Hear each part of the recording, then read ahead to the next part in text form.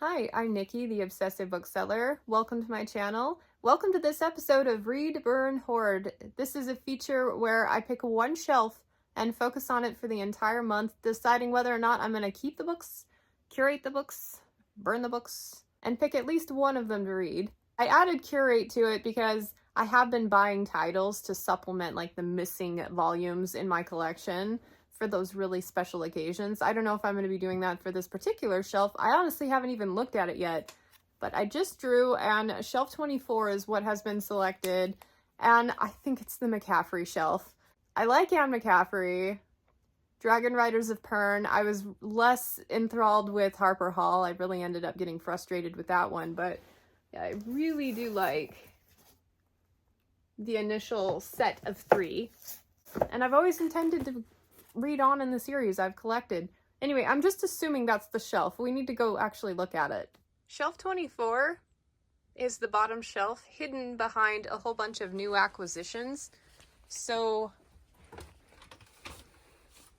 yeah, I need to move all of those out of the way first. One moment, please. This project has taken place over the course of a couple of years, and I vaguely remember messing up the numbers somewhere. So as you see here, I have 23, which I've definitely done that shelf. And then way up at the top over there, I have shelf 25. And so I must have realized that I missed something and reallocated this shelf here to shelf 24. Like, I vaguely remember doing that, but it's a bit confusing now. So it looks like shelf 24 starts off on this end, actually contains a few more things than McCaffrey, and extends all the way down to here. So, like I've done with a couple of shelves before now, I'm going to start at this end and work my way down the line and just kind of decide whether or not I want to keep some of these. Now, a lot of these McCaffreys I've been hanging on to as placeholders. They don't have covers. I got them back when I was a bookseller, and that's kind of what you did with books that didn't sell, that were mass market. And so we as booksellers got to take some of them home. They're called strip copies. And I hung on to them because back in the day, that was the only way to read books. There weren't digital options. There weren't audiobooks. So now that I can get most of these Anne McCaffrey books via digital, I don't know that I need to hang on to the physical copies. And I don't know. We'll see. I've got a few that my mom gave me, but I'm definitely going to have to get organized and figure out what books go with which series and decide which ones I'm going to keep and read. So I guess for now, the very first thing I'm researching, The Sea Lark Song by Diana Marcellus. I did some research on Sea Lark Song like 3 weeks ago. It's been a busy one. This is actually book 2. Book 1 is called Mother Ocean, Daughter Sea, and it's kind of an out-of-print title. The reviews on Goodreads were kind of mixed. Like, some people really liked it, some people didn't. They had kind of issues with the execution of the story, like really interesting premise but kind of lackluster storytelling. But I like the idea of the story well enough that I think I'd like to hang on to this at least for now, and maybe get a hold of the first book. I might just go digital to save myself like time and effort. But the essential premise is this main character is the last witch in this world. And it's a fantasy world, not an urban fantasy, so that I kind of like the duality of genres there. And it promises a lot of political intrigue. So, like, I think I'm going to hang on to it for the time being and see about getting a copy of the first book and kind of go from there. Next up on the shelf evaluation, I've got Fire Logic and Earth Logic by Laurie Marks. I don't even know if this is contained to just 2 books, like if it's a duology, or if it continues on beyond that. I need to do some research on it, but every time that I've looked into it, I've decided that yes, I would indeed like to read at least the first book, so I'll probably just, I don't know, Goodreads reviews are helpful to a degree, but if it's a series you're already excited to read, it will just poop all over your enthusiasm. So I'm probably not going to look up specs on this, but I will look up, like, completion. Do I have them all? I don't even know. But I need to show you the shelf because I did some stuff. Okay, here's the shelf, kind of expanded down to 2 shelves because I did some rearranging. Now, I was thinking about reading all of these McCaffrey books in chronological order. So I went online and sorted them chronologically, And I really love the rainbow effect that it gives. So the earlier books are like in red tones, and then it goes purples and blues and greens or whatever. And I don't think that was intentional at all. These are additions from all over, but it makes me very happy to have them displayed there. So I looked into it a little further, and chronologically is the way that I lean when it's older authors where all of the books are out.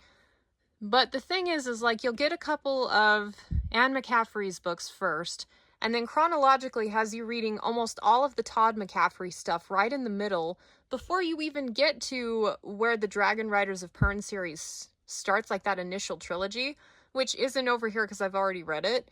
And then you go into like kind of the later books here. So, okay, here's the thing. I started reading by publication order, which starts with the Dragon Riders of Pern, and then it goes into the Harper Hall of Pern. And the next book after that is Moretta, which this is a 2-in-1. I think this is Moretta and Narilka. And I remembered after researching this why I stopped reading the series in the first place, because when I was reading by publication order, the Moretta story was next, and a customer back when I was 16 wrecked the ending of the story of this one for me, and it soured me on reading more McCaffrey. I probably would have had these all read by now because I've had them for years. But I decided that I am probably over myself enough that I can read a book even though I know how it ends just this once. Just this once, I'll do it. And I've already committed to publication order. I like the progression of story and the author, whatever, because then I wouldn't get into the Todd McCaffrey stuff until I've already finished the Anne McCaffrey stuff. So this is the one that I think I'm going to read this month. Not necessarily the Narilka one, but definitely the Moretta story. And we're finally going to continue on and see if I like them, because if I decide I don't want to read on, then I've got a whole lot of books here and a lot of space that I can clear out for something else. So that's the one I'm going to start with. And I've already read the first couple of chapters, and I just love the world building in here. The writing is not as dense as I remember it being from the Dragon Riders of Pern series. Oh, and to mention, I did not enjoy Harper Hall very much. I liked it, it was okay, but it was like a 2-star read at the end of the day. The main character, I think, really annoyed me. Through all of that, there have been a couple things that have knocked me off the series, but I'm hoping to get back on because I think I will really like the rest of them. So, to that end, the McCaffreys are kind of organized, but then down here I've got all these non-Pern books that I need to go through and organize and see which ones I'm keeping and which ones I might be letting go. There's a lot of stuff on here. So that'll happen at some point, but for now, we're going to be looking into the Fire Logic series. And I would like to point out that I went through and reorganized my romance collection and pulled out everything, got rid of almost all of it. But then I had these trade paperback editions of some romance books. Actually, I think that's probably more fantasy, like dystopian, than romance. These ones are definitely romance, but they fit the shelf that I was working on. So I worked them in, and those will be evaluated at the end of the process. I love it. Just a Brian McClellan just mixed in a couple of romance books. It's funny. That's where we're at. I decided to pick up Moretta's Ride for my read for this month for a couple reasons. I wanted to see if continuing on with the Anne McCaffrey series was something that I wanted to do, because if it's not, I've got a lot of books that I would need to unhaul. So I wanted to get back into it and see if it's something I'd like to continue. And so far, yes, I'm actually quite enjoying it. Now, the funny thing, first of all, this is a 2-in-1 science fiction book club bind-up. This part here is the Moretta part. I'm about halfway through it. And at the beginning, like, the cover makes it look like she's some sort of, like, interware parcel woman. No, she's a healer. And she's like the master healer riding a queen dragon. She's not delivering parcels. Maybe Narilka's story in the second book. Maybe that's what that character does. But so far, kind of funny, right? Now, the thing about this book, the main storyline is that we're dealing with a pandemic. And I gotta tell you guys, it's a little too soon. Like, this is my second book that I've read over the last couple months where I was surprised about a pandemic plot line. Like, and, you know, cool, whatever, but the beginning part of this book, maybe the first third, was pretty interesting, but then, like, the middle of the book so far is just one long-winded explanation from one character to the other, talking about the fact that people are getting sick. That's all they're doing right now. They're talking about people getting sick, and it's just repetitive and redundant. And then you go to a new place and you meet this person and you talk about where it came from and who's working on it and all of these things and telling people to isolate. And it's like, just, oh my gosh. Finally, maybe like 100 pages later, something else happened where it didn't focus on that for half a second. But yeah, I don't know. I don't know that the plot line would necessarily bother me had I read it any other time in this human age or whatever. Right now, it's like the last thing I kind of want to read about. But I am enjoying the character work, I'm enjoying the dragons, and I would like to see where the story goes next. Now, I mentioned this, but I decided to continue on with publication order because I was already committed. I'd already read book in that vein. So far, I'm not regretting my decision. In fact, the Moretta story was the only one kind of holding me up. So, yeah, I do believe I will continue on with the series. At the beginning of every single Pern book, if my memory serves me right, there's like a couple of pages explanation of Pern, like a prologue telling all of the things that happened in this world and why they're getting spores rained down on them. And hearing the word spore, I forgot that they were spores, but if you've read Tress of the Emerald Sea by Brandon Sanderson, he's probably paying a kind of homage to this book a little bit with that concept, only he takes it and Sandersonizes it with like the magic system and like what would happen if the spores reacted cool with water or whatever. But yeah, and here it's a deadly rain that these dragons and their riders have to fight. And just reading that prologue reminded me why I thought the world was so cool to begin with and why I will probably continue on with the series. Now, I don't know if I'll necessarily plan it into my high priority reading, but you betcha when one of my incomplete series challenges comes around again, I'm totally putting a bunch of these in as candidates to get picked because I would like to gradually read more in the series. I did some research on these Laurie Marks books. This is part of the Elemental Logic series, and there are 4 of them total, 1 for each element, obviously. Now, only the first 2 got the traditional publisher treatment. It looks like the next 2 were either published by a really random publisher or self-pubbed. And overall, I didn't hate the ratings. A little bit of feedback there. I didn't do an in-depth read of the reviews because this is a series I'd like to try for myself, regardless of what the internet said, unless it was like a unanimous, this really sucked. So the consensus was that this is a slightly complicated but fun LGBTQ plus friendly story. And one of the main things that I got from looking at reviews is that it's very diverse, and that's something that is to be appreciated about the story. And so I'm all for that. I'm really looking forward to reading it. And one of the loudest things I heard is that, like, a strong main character and some really positive feminist vibes. So, I don't know. I don't particularly care for books that hit you over the head with something one way or the other, so that could have been just, like, one person's interpretation of the book. Like, yeah, solidarity. But I like the idea of different elements in each book focusing on a different element. That kind of stuff delights my inner kid who liked to organize books in that fashion. So we're hoarding these this time around. The next book on the lineup is this wild card Inside Straight novel by George R.R. Martin, or edited by, rather. And I think I hung on to this because it has a short story by Daniel Abraham, but I'll have to look into that. So I need to research that. Desolation Called Peace. I just read the first book for our project, and man, I have such a hard time with Memory Called Empire. I've read it twice now and had the same issues both times, but it had some good elements too. So eventually I would like to read that with my patron Dave, and we'll see if the second book has any redeeming qualities.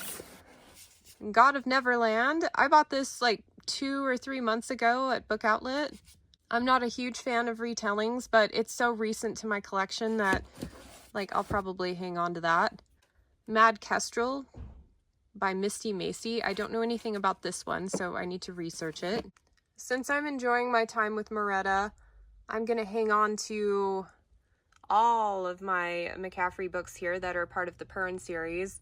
But then, like, down here, I've got a bunch of different series. Like, I know the Changelings is one, the Freedom's Landing is one. This one says Tower and Hive. So I need to do some thorough research on these ones to see which ones I'm keeping. I don't think... Okay, that one has a cover. Most of these don't have covers, so if they're available digitally, oh, there's one, then I'm probably going to let go all of the coverless copies and kind of go from there, but we'll see. I'm going to start with that. Yep, I was right. It has like a 10-page short story by Daniel Abraham in here called Jonathan Hive. And I don't know.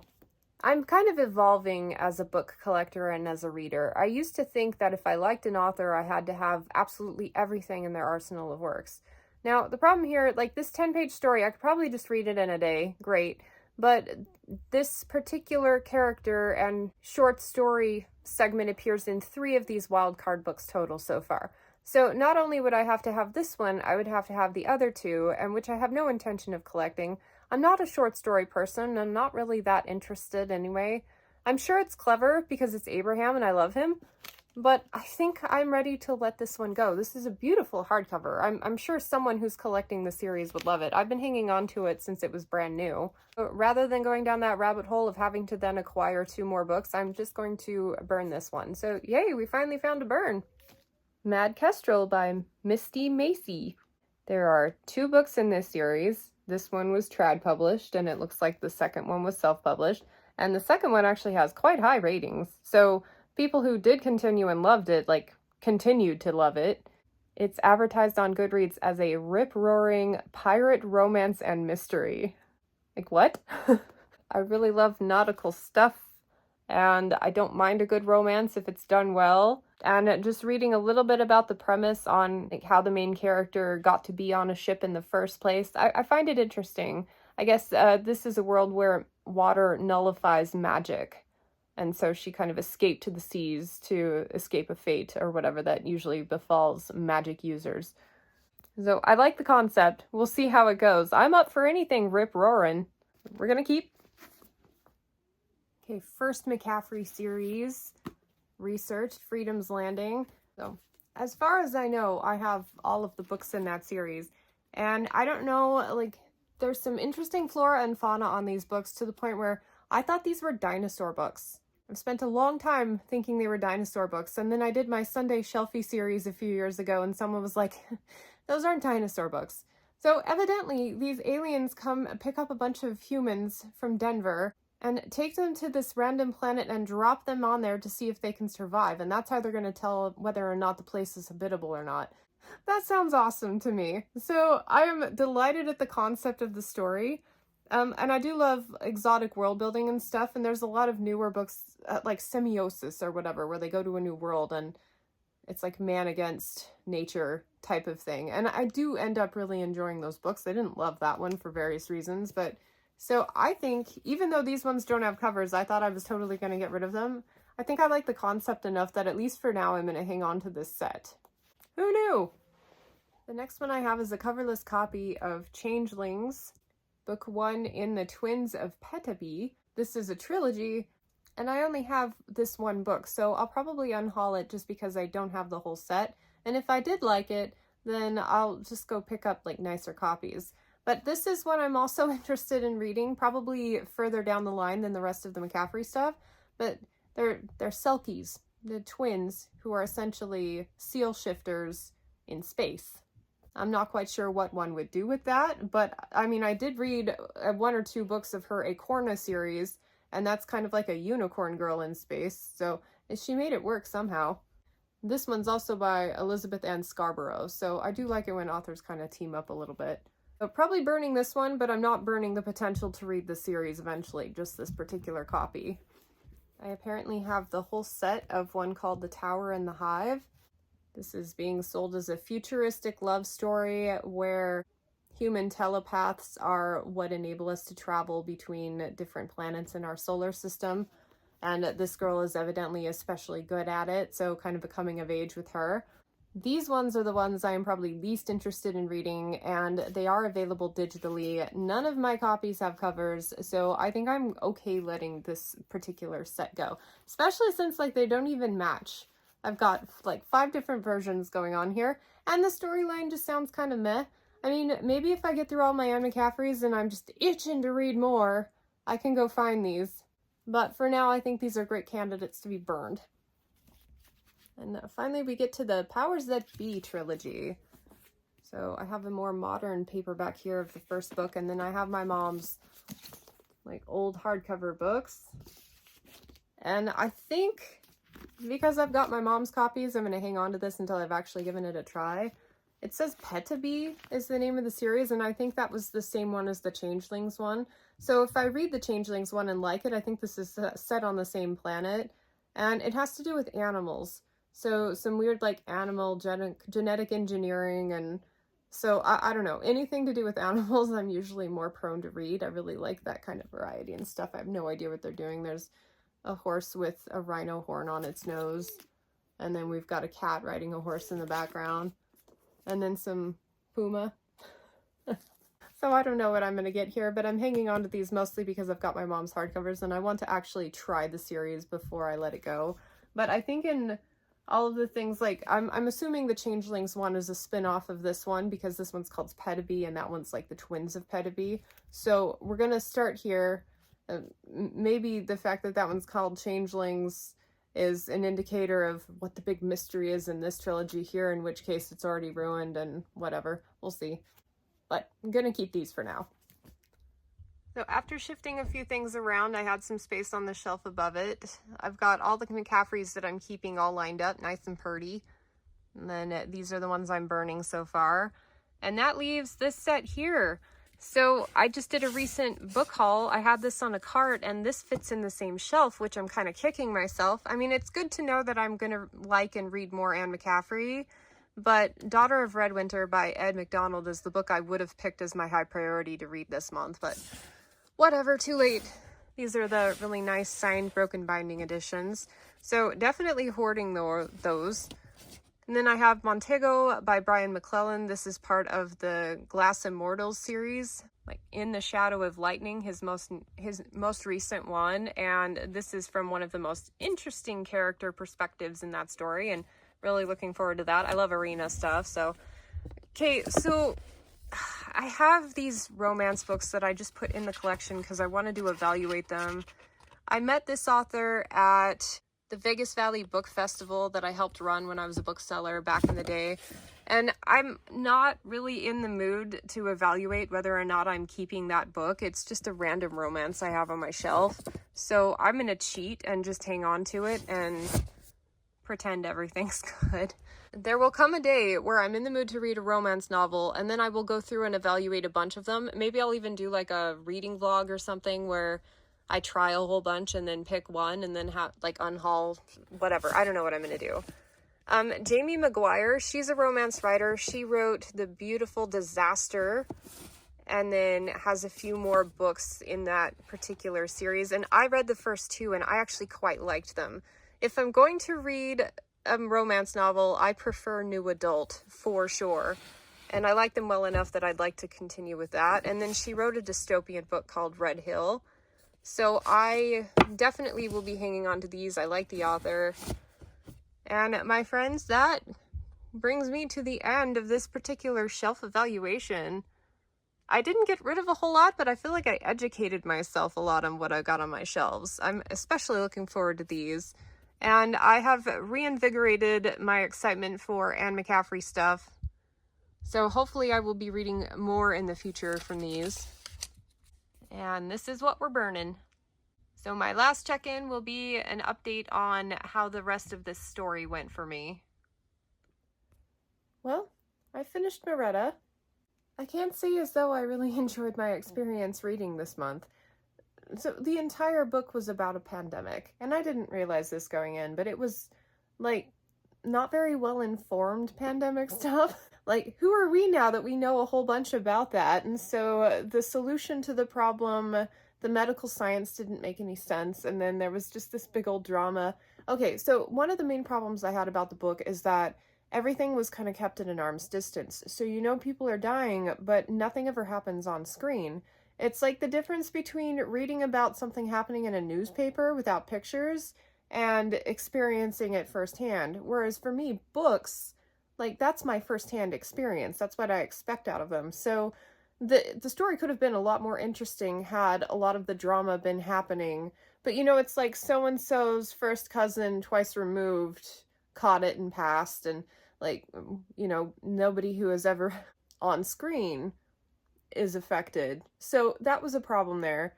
And the dragons were cool. There was a little bit of that sci-fi time travel stuff, but it was just okay. Like, I was hoping to use this as kind of a indicator on whether or not I want to continue the series and keep all the books or whatever.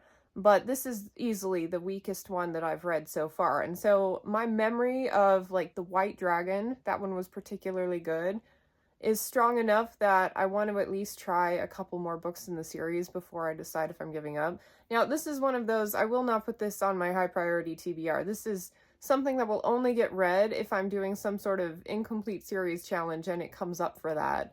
So it'll be a while before I get back to these, but I think for now I'm hoarding them. I'm coming in at a 2 out of 5 star for the book, and I feel like that might be a little generous. Not one of my favorites, let's just say that. So let's go look at the shelf and do a final tally on everything. The final tally for this shelf, I've stretched it out to span some vacant space, but these are all the books I'm hoarding. Here's hoping I enjoy Anne McCaffrey a little more in the future. And then these are the books that I am unhauling and burning. Not bad. I mean, considering how big the shelf is, I thought I would get rid of more, but like, I'm okay with that. Now it's time for my favorite part of the project, picking my next shelf. This shelf took me actually longer than it should have, over a couple of months, but hoping the next one goes a bit more smoothly. Okay, we are going to be reading shelf 21. I'm curious how many shelves I have left. Okay, including this month's shelf, I have 13 shelves left. It's more than I thought. That's almost a third of the set. But once I get through all of these, then I'm going to start over. So I'm curious, like, yeah, how far I've come.